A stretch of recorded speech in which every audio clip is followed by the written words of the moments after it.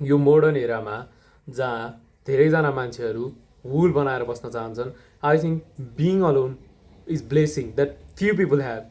In this video you will know why. सुरु गर्नुभन्दा अगाडि let me tell you, my name is Nish and I am here to guide you on your beautiful self improvement journey. Let's begin. So धेरै मान्छेले नबुझेको कुरा भनेको चाहिँ being alone र बिङ लोन्ली हो। There is clear difference between being lonely and being alone. एउटामा तपाईँसँग चोइस हुन्छ, एउटामा तपाईँसँग चोइस हुँदैन। इफ तपाईँ लोन्ली हुनुहुन्छ भने you don't have a choice. So let me tell you lonely भनेको के हो। यदि कोही मान्छेलाई कोही साथी नै हुँदैन अथवा केही काम गर्न कोही पार्टनर अथवा मान्छेहरू हुँदैन उसको अगाडि पछाडि, इभन दो उसलाई चाहिन्छ मान्छेहरू, उसलाई मान्छेहरू भएको राम्रो लाग्छ भने यो हो बिङ लोन्ली। जब मान्छेसँग चोइसै हुँदैन, मान्छेहरूले उनीहरूलाई बोलाउँदैन। अनि let me talk about being alone.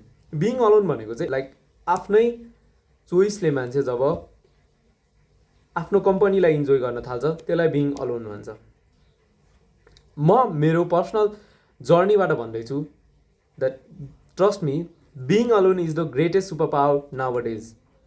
जहाँ मान्छेहरू यताउता घुमिरहेको हुन्छ, धेरै मान्छेहरूलाई भेटिरहेको हुन्छ, तपाईँले तपाईँसँगै बिताउने टाइम पाउँछ। मान्छेहरू भड्किरहेको हुन्छ इनर पिस यताउता भनेर। यदि तपाईँले एक्लै मात्र बस्न थाल्नुभयो भने त्यो चाहिँदैन। तपाईँ र तपाईँको दिमाग यति नै हो। तपाईँलाई कम्पनी, जुन कामको लागि कम्पनी पनि यति मात्र हो।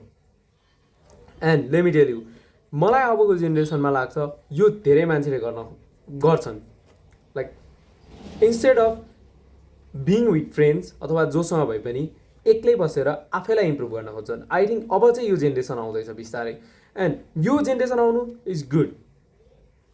फर्स्ट रिजन भनिहालेँ, you will get to know yourself even more. जुन तपाईँको नेगेटिभ एस्पेक्ट र पोजिटिभ एस्पेक्ट हुन्छ त्यसलाई पनि तपाईँले राम्ररी बुझ्न पाउने हुन्छ। तपाईँको इन्ट्रेस्ट, तपाईँको हबी, तपाईँलाई के चाहिएको छ लाइफमा, यो सब तपाईँले बुझ्नुहुन्छ यदि तपाईँ एक्लै बस्नुहुन्छ भने। आजदेखि नै 1 दिन 2 दिन मात्र भयो भने हप्ताको एक्लै बस्ने गर्नुहोस्। आफ्नो दिमागसँग मात्र बोल्ने गर्नुहोस्। नभए यति पनि गर्नु पर्दैन। एउटा वाकमा गयो हुन्छ एक्लै के, जहाँ भए पनि 1 घन्टा 2 घन्टा रनिङ अथवा walk, you will notice the difference. Second कुरा, आफूलाई इम्प्रुभ गर्न पाउँछ। You will get to improve yourself. आफ्नो पोजिटिभ र नेगेटिभ एस्पेक्ट भएपछि हामीले हाम्रो नेगेटिभ एस्पेक्टमा काम गर्न सक्छौँ। हामीले हाम्रो नेगेटिभ एस्पेक्टमा काम गरेपछि will automatically be better than before. यो पनि फाइदा भयो कि हामीले हाम्रो नेगेटिभ एस्पेक्टमा काम गर्न मिल्छ। अनि अर्को एउटा फाइदा भनेको तपाईँको टाइम वेस्ट हुँदैन। यो मैले नै भनेको। यदि तपाईँ बाहिर हिँड्नुहुन्छ, डुल्नुहुन्छ, लाइक मान्छेहरूसँग धेरै बस्नुहुन्छ भने तपाईँको धेरै टाइम वेस्ट हुन्छ। एउटा फाइदा छ कि तपाईँले मान्छेहरूलाई चिन्नुहुन्छ, तपाईँको सम्बन्ध राम्रो हुन्छ। तर धेरै जस्तो सम्बन्ध काम लाग्ने हुँदैन। ट्रस्ट मी, जुन तपाईँले मान्छेलाई सोचिराख्नु भएको छ यो मलाई केही हुँदाखेरि आउँला अथवा मलाई चाहिए बेला ऊ हुन्छ भनेर, यु नेभर नो कि के हुन्छ भनेर। सो त्यो कुरामा सोचेर बस्नुभन्दा मलाई जहाँसम्म लाग्छ हप्ताको 1-2 दिन भए पनि एक्लै बसेर आफूलाई इम्प्रुभ गर्न नि पाइयो, तपाईँको टाइम नि वेस्ट हुँदैन। फोर्थ पोइन्ट, तपाईँ इन्डिपेन्डेन्ट र सेल्फ अब्सेस पनि हुनुहुन्छ। तपाईँले बिस्तारै तपाईँलाई आफैलाई बिलिभ गर्न थाल्नुहुन्छ कि म यो काम गर्न सक्छु भनेर।